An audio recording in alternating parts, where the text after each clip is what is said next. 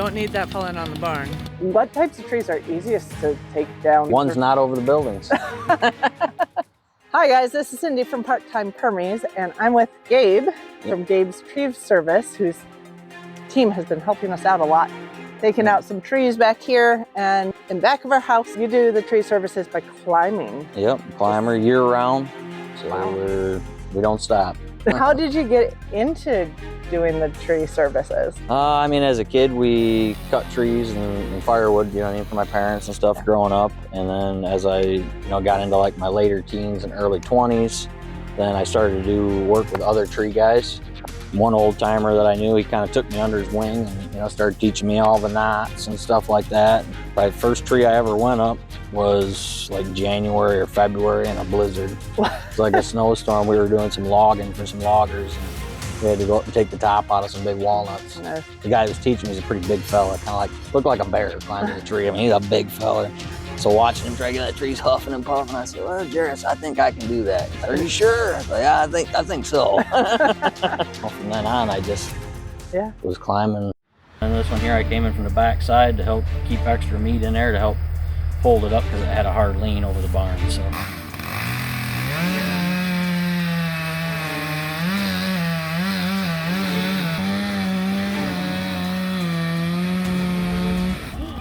Whoa!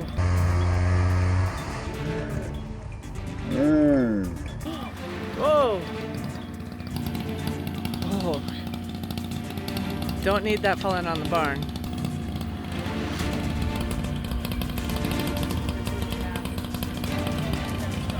Yeah, there it goes. Got him pulling tight. It's going.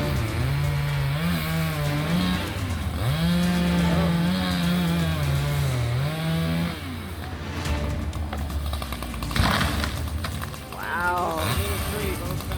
You can feel that though. Oh my goodness, did they get the fence post? Look at that dark spot.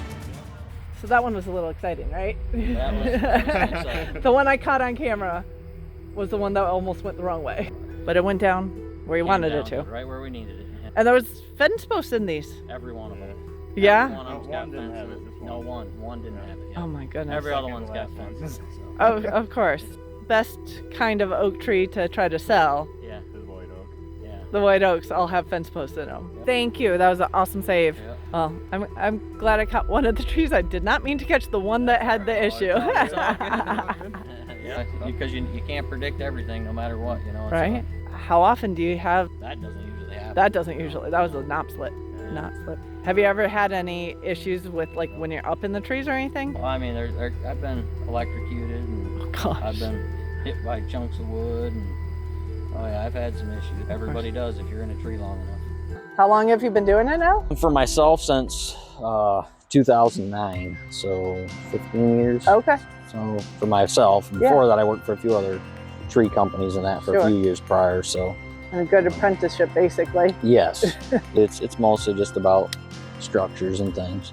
Yeah, try not to hit buildings or other things that are around. All what I do is usually what other people can't get to. That's when they call me and say, "Oh, you can't get no equipment back there, so we need someone to climb it." And so then, that's here when we you go. go in. Yep. So. Yeah. Do you work out of mainly like Kalamazoo or Battle Creek? Or? Wherever pays the bills, that's where we travel. For me, this is it. This is my life.